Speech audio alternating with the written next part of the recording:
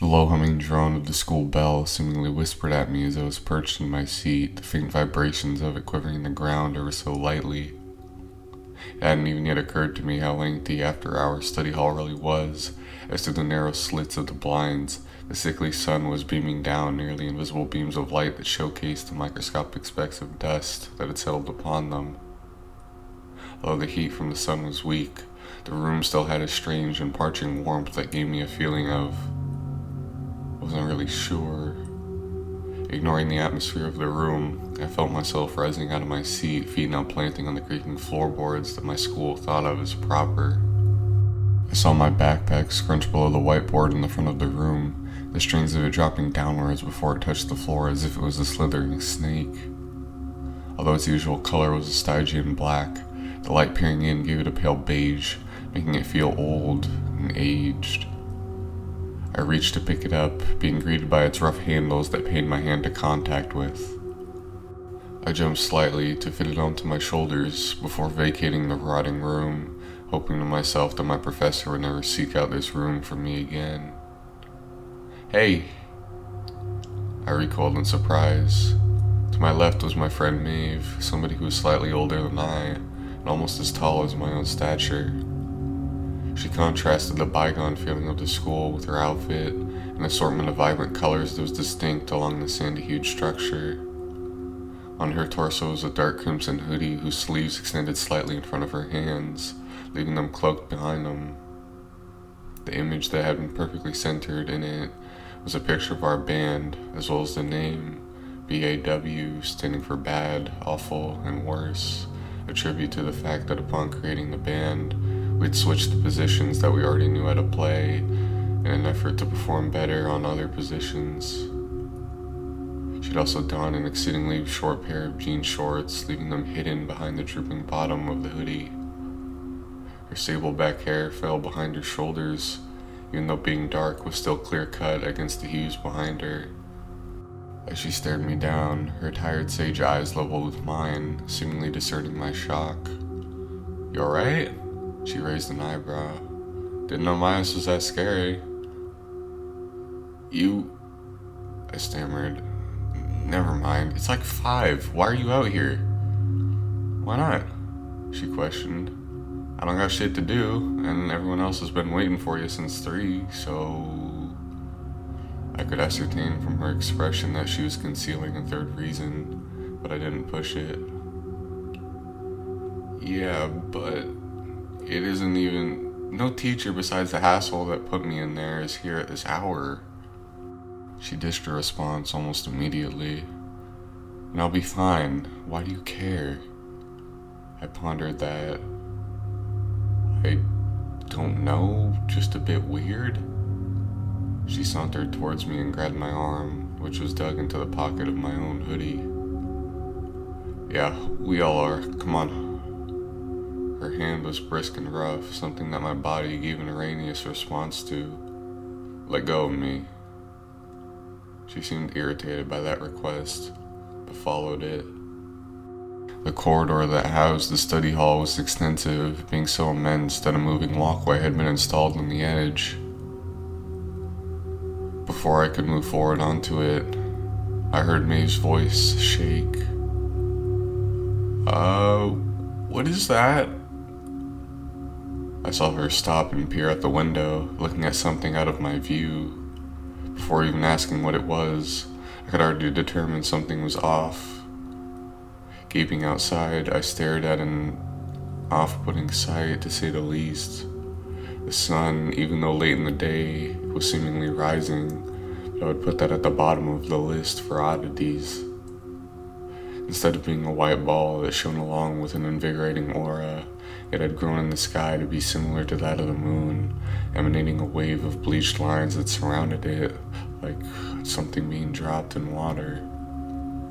With it, the sky had transformed from a baby blue to a black-hued red that pulsed. Can we get out of here?" She tugged on me. With her moving, I figured out what caused her to pause. At the school's prestigious fountain that lay in the middle, a creature was stagnant and lanky, seemingly all bone from below its face, yet still managing to hold a pose. It resembled a deer, with antlers that hung with bloodied skin and mangled strings of flesh, and it balanced on only offset legs. Its front hooves were extremely distorted, stretching almost double the length of the back ones. Even though the body was impossible and would have been the most horrifying, the face took the cake when it came to that. Nostrils that seemed as if they'd been piked stretched from the edge of the face halfway to the eyes. The teeth were an amalgamation of horror that were spiked as if made to sever steel, somehow maintaining a cloud white that shined in the uncanny sun. The most haunting feature was the thing's lifeless eyes.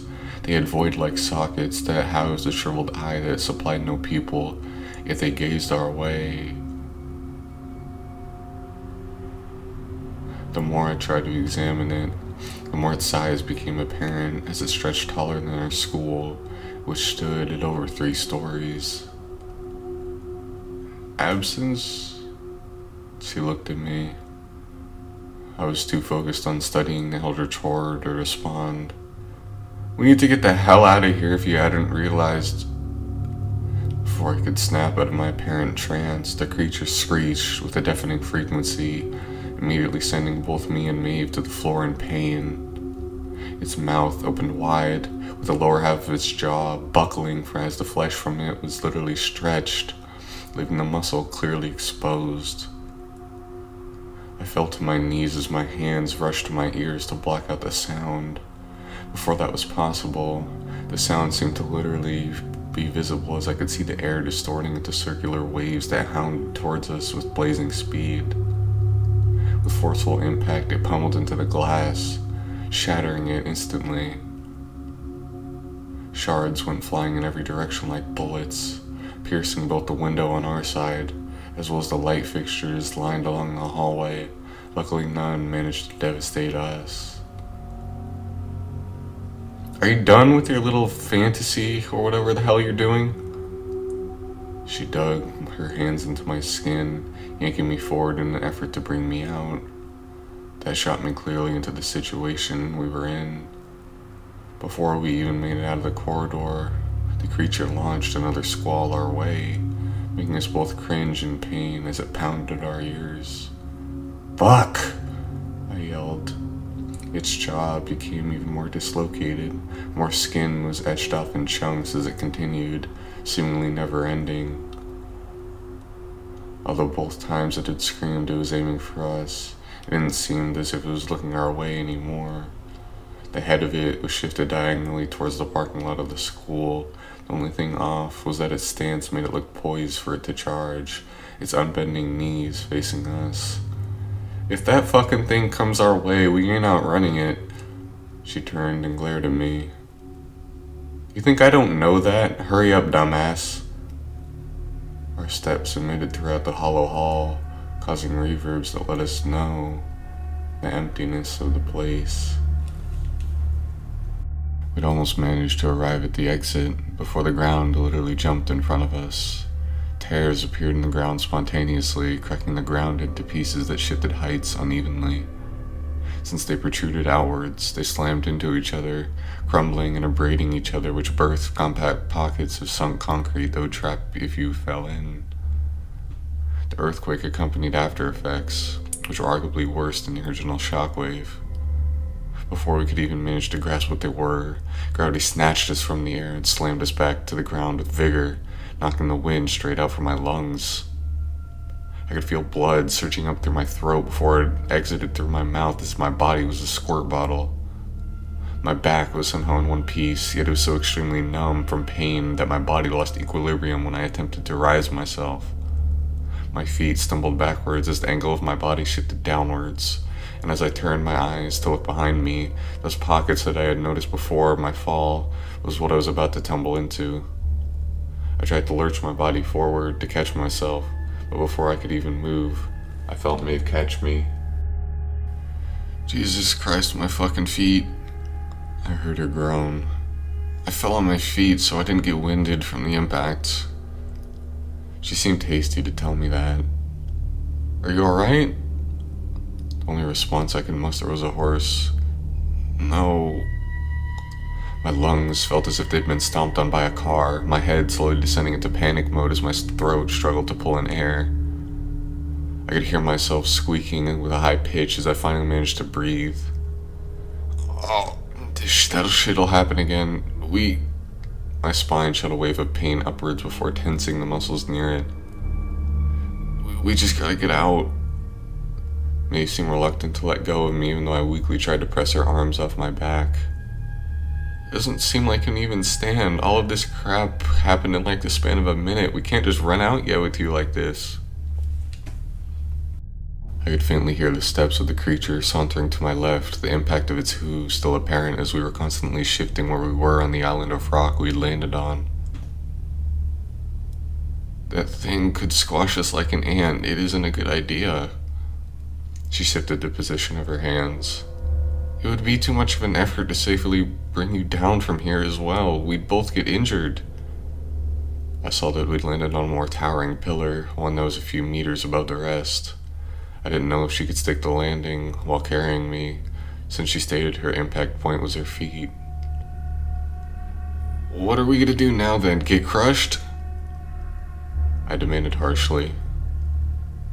"If you need me to repeat myself, asshole, we're like 30 goddamn feet above the ground. Why are you so eager to run right now?" She hissed back. "I'm not strong." "Never mind, just sit here for a minute, please. It'll help you." I didn't have much of an argument left, so I exhaled and tried to relax my aching body. It responded irately, letting me know what it thought of the injury with a clamorous creak. Though my breathing had reverted to rhythm, it was still hard to bring in a deep inhale, since I couldn't exactly stand from my position. As if knowing comedic timing, the after effects made their awaited entry. Tremors vibrated the ground below us, making the building's ceiling shed off a layer of dust that had adhered over years. It blanketed us as if it was snow, making us appear white. "Oh, come on!" Maeve shouted. "Can we catch a break? How does all of this happen in such a short time?" We heard the sound barrier shatter, any intact glass now exploding outwards. Our ears had still been ringing from the kickoff of this madness, so it comically gave sort of a shield to the noise, only making us slightly shiver in response. Since we weren't prematurely deafened by the awful discharge, at least I, could hear the origin. The creature, even though it moved extremely leisurely, its size had done more than the job of traveling over a distance. From where we had been, the thing had shifted from the courtyard to the lunch pavilion, which had been built besides the exit. After the explosion of sound, waves upon waves of the light clinking of glass could be heard littering the already destroyed floor, making it a hazard to drop from where we were even if I wasn't incapacitated. The tremor bellowed again, forcing stray pieces of concrete to pierce the rigid platform we already laid upon. It eviscerated right through as if it was butter, now protruding upwards diagonally from the middle of the pillar while throwing out an extremely large chunk of ground outwards that collided with the floor. Pockets that had been vacant were now filled, only birthing new ones that somehow managed to be more vast than the originals. Jesus Christ, this place went to hell. That thing's able to pull off some wacky-ass shit in such a short amount of time, Maeve remarked. I felt my spine burn as I tried to speak. I can't fucking hear anymore. I tried to laugh. I don't know how my eardrums haven't shattered yet. Well, she turned to me with a grin. You want to drop and go for the exit? I think we're good enough to do that, no? I flipped her the bird. Yeah, good one. You're a real comedian, but if you want to play that game, I'll join. Figure out a way for us to still get out of here. She already had a response that defended herself. I have one, but like I said earlier, I have an incapacitated whiny bitch with me that can't manage to move still. You want to continue pushing the envelope, Ab, or can you not use the little energy you have to speak and get up? Something had snapped in her when she said that, posing similar to a feline. Her arms were stretched in front of her, plastered against the cold material. Her head extended slightly ahead of her body, expression full of irritation. I couldn't manage to pick a winner of what her expression mostly resembled, as she blended multiple into one. Her eyes flashed when she spoke to me, seemingly gluing them onto me until her sentence finished. When they flickered off of me, I saw her gaze droop downwards, not to anything in particular, but to give us an impression as if she was pondering something. You figuring out the little plan you had, or were you making it up to improve that little self-esteem you have?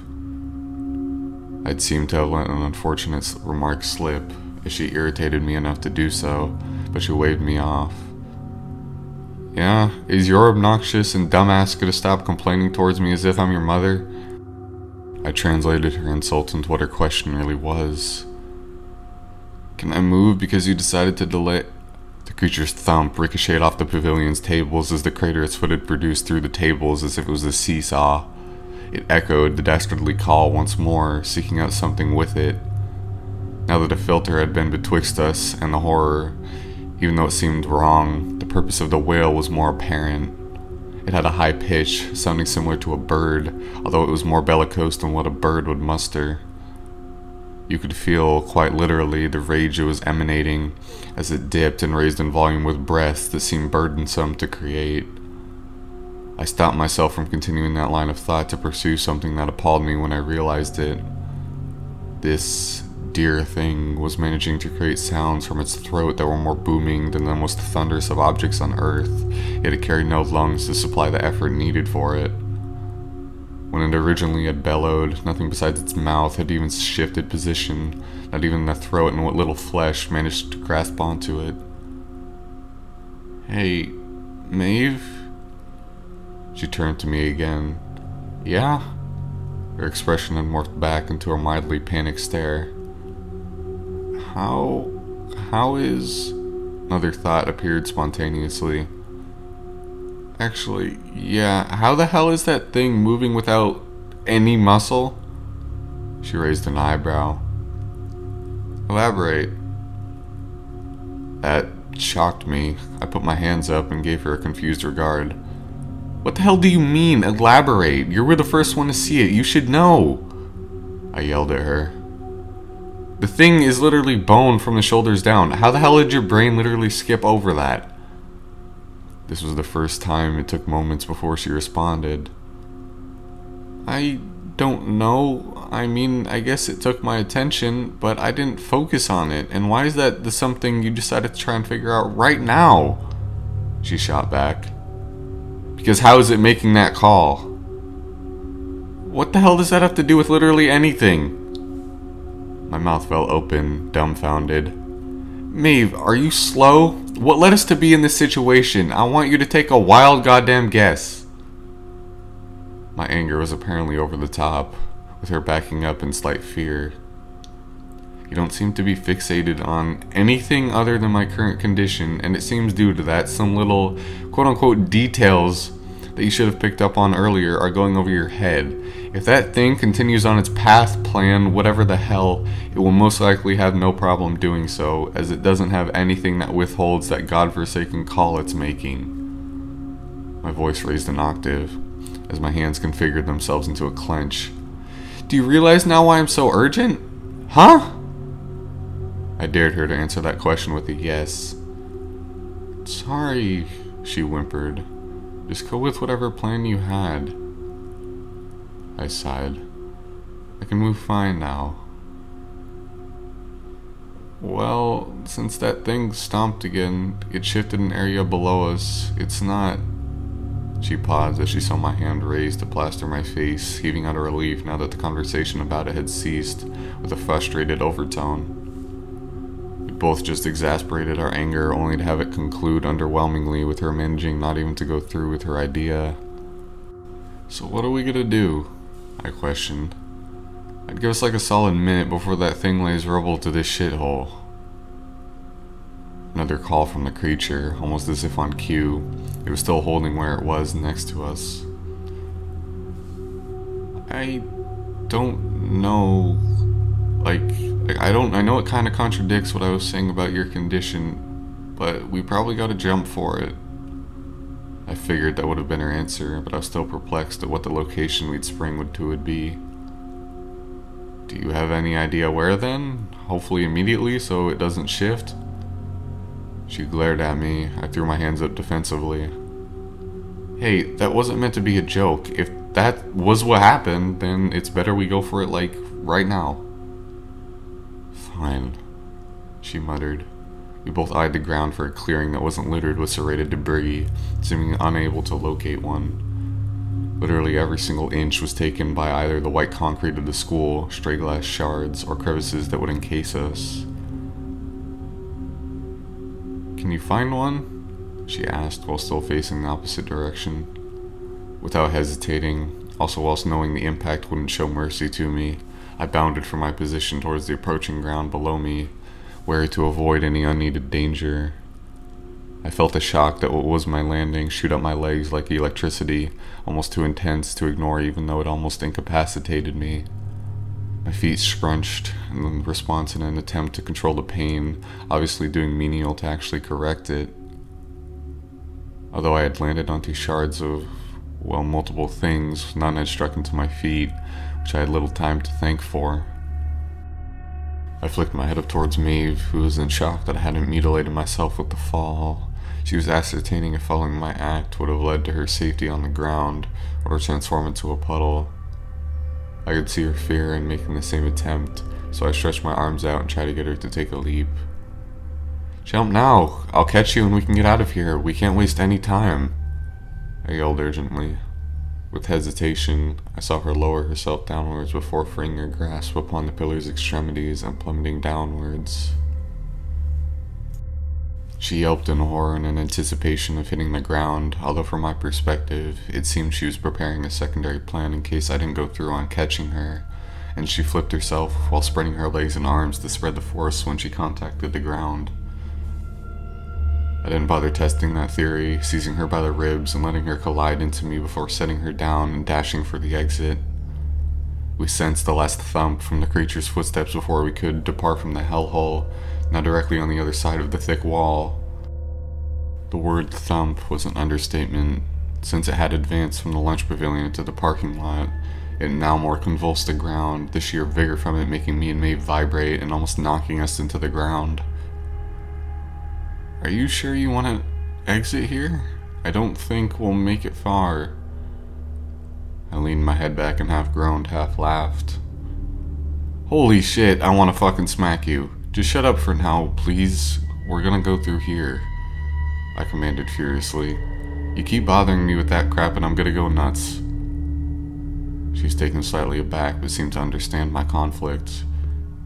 We crept over to the now shattered door before launching into a sprint past the creature in an almost superhuman fashion. I felt my heart knock against my ribs like a prisoner in a cage as I heard it chase us. My head pounded and it feigned rocking around, sending a message that a shockwave was emanating from my head similar to a jackhammer, which hindered my ability to correctly navigate. Even though the afternoon coolness was extreme, anxiety was even more so, spiking the heat that my body was producing to almost fever-inducing levels, much too acute to bear. I could feel beads of sweat trickle down from my hair, flying off with every leap of my sprint, some hitting my hoodie that fluttered behind my head. Maeve had barreled in front of me, somehow accumulating speed as she ran down and out of the parking lot, her expression a lot calmer than mine. Before I could kick myself into a faster pace, I felt a horrendous thump of its walk appear behind me, the thrown pieces of tarred concrete being thrown everywhere. It had already caught up to at least me, and I heard it halt right behind me. A creak similar to that of an old wooden door was audible from the top of the creature, and as I turned around to ascertain what it was, I was blinded by Maeve tackling me to the side in exigency. We plowed into the curb, my shoulders withstanding the impact this time, and they didn't supply much help in assisting me when I attempted to move them after. I saw my vision cloud and dance with black dots, my eyelids closing as they felt heavy as anvils as I tried to lift myself. Oh, I moaned. What the hell? I struggled to comprehend where I was. Everything was severely careening off to the left, and with so much movement from everything around, it was amplified. Jerked upwards, Maeve snatched me and started again for the street. Her pace was overly exerted, climbing to a speed I thought to be unfathomable to a regular person. The blur of my surroundings seemed to decrease in the time that they passed by my eyes, going from trees that lined the streets of the surrounding area to the bridge that was a half-mile from the exit of the school. We'd covered such a substantial distance in such a short amount of time that it took me effort to figure out where we arrived. I felt her lay me against the railing of the bridge, which now that I actually had a chance to inspect, was virtually empty. Below us, the river of forest was completely silent and motionless. No wildlife was active, and neither was the foliage and towering trees that would usually beckon to the raining winds. "Sorry I whacked you against the curb," she nervously chuckled, scratching the back of her head. "That thing was gonna grab you." That's what I heard. Before she could spout something else, I held up my hand to get her to pause. "Yeah, I'm fine enough, if that's what you were gonna ask next. I gotta ask you something though. You had a good amount of speed when you were running away from that thing. More than I thought of from you." Brief uncertainty flickered over her face. "Yeah?" Her voice was raised a pitch. "You know I'm in cross country." I flicked my hand. "Nah, I understand being faster than the average person in cross country, but you went way past that. We went from the school into the bridge in like a matter of 2 minutes." More uncertainty now, covered up by a mask of excuse. "Did you not see the giant figure of bone that was gonna crush you? Does adrenaline, is that not a thing for you?"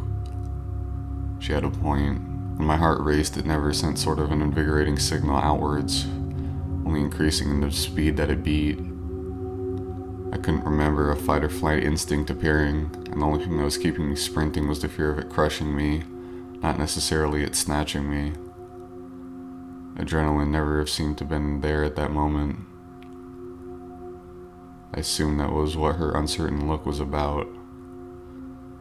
"Yeah, I didn't. Kinda weird. Sorry for asking such a weird question, though."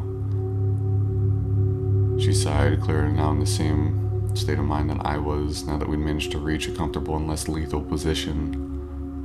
From where we were, the creature was now shrieking violently. It was so stressed and shrill, almost sounding stressed or horrified.